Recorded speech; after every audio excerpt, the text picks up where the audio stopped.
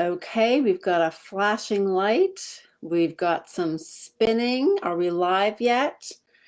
Let's hope we're getting there. Okay, it's official. I think this has officially begun the live video stream here. Today, I wanted to pop on and talk about three important and critical things that you may or may not be doing to make sure that your lives are polished.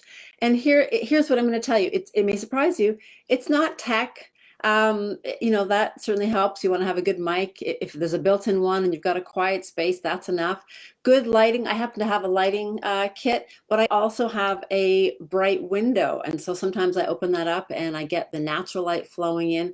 But we're not even going to talk about that kind of stuff. We're going to talk about the universal message, which is this: everything speaks. What do I mean by that? So I've seen a couple of lives over the last few days that have really made me think, okay, I have got to do something today. So for those of you that don't know, I have about 10 years in my pocket of being a working actor on the Toronto acting scene. I haven't done that for about 10 years, but I did do that, and I was actively working, which is really, really difficult to do. So I pride myself on that. I didn't do a lot of great stuff, but I was working and I was earning an income, which says a lot. But there are some things I'm going to share with you now that you may not know. Listen, we are in a virtual world, and we're kind of thrown into this life of live video. And you may not be comfortable. You may not be like, oh, I want to be on camera. You'd be like, heck no, I would rather not. But we do know that the algorithms get boosted when you do live videos, and that there are a certain number of minutes. Like, I think it's 9 minutes or over, and that starts to trigger people to, oh, look, there's a live, we should kind of watch it. So there's all of those sorts of things. But there's one thing that makes me crazy.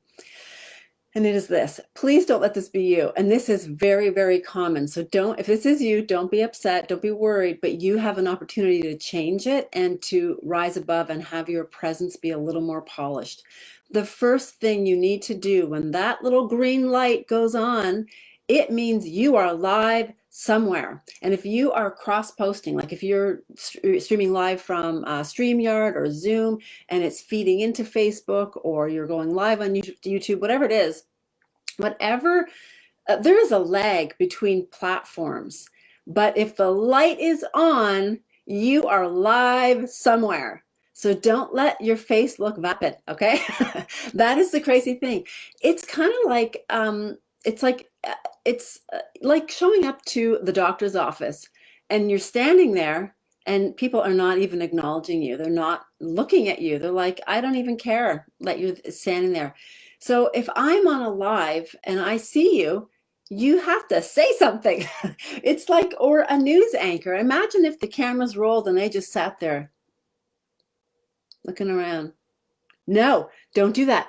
So even if you have somebody is seeing you live somewhere, that's the number one thing. Say something. It doesn't matter if the other platform catches up and it kind of cuts you off a little bit. Here's where you play to the camera. You play the little trick, if you will. And it's this. Okay, you may have caught it already. I was having a countdown, 3, 2, 1. The camera was flashing and then it was solid, but it hadn't yet registered. So I knew it's possible that it was being recorded, my first few seconds. Don't leave your audience wondering if you see them.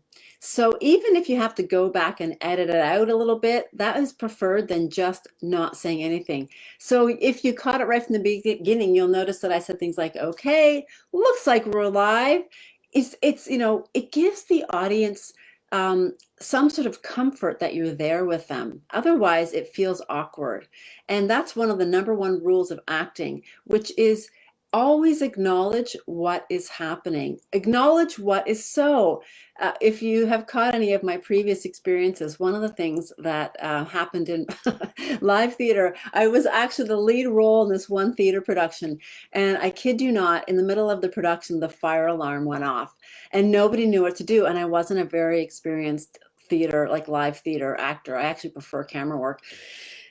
And what I should have done was acknowledge it. I should have said, oh dear, if something's wrong, someone will let us know. I'm sure that the alarm is just so annoying. I'm sure someone will let us know if it's urgent, to let the audience know that I was with them. But I was like, me and everybody else, we were like trying to talk over this alarm, which is ridiculous. So don't do that. It's the same thing with live. You have to acknowledge what's happening. If you drop your phone and go, oh, wow, that was crazy. Give people, like, don't pretend and don't ignore that things are happening. You have to acknowledge it. That's what makes people know that they can know, like, and trust you, because you're authentic. You're not pretending like things aren't happening. If your platforms aren't aligned yet, that's okay. You don't have to wait for every single one of them. It's sort of like, in grade school, when you're asked to repeat the question as you're answering, tell me, where do you live? Oh, well, thank you for asking where I live. I live, blah, blah, blah. It's the same kind of thing. You want to set up your space as though you need to repeat the question so that new viewers feel like they haven't missed anything. So when you're going live, you'd be like, okay, we've got a lot of things lining up here. I know I'm live on some platforms. We're just going to wait for some others, but I'm happy you're here. That way you haven't missed a lot, but you haven't left the audience that is right there with you wondering if you see them. So that's tip number one. Tip number two, get to the point. So you may want to actually make some notes. I often make notes. I have usually 3 points that I want to make. So the first tip I wanted to remember is today. Tip number one, people are watching, acknowledge them and be with them. Don't leave them hanging. Number two, make a list of the things you want to say. Don't make it up along, unless you're really good off the cuff.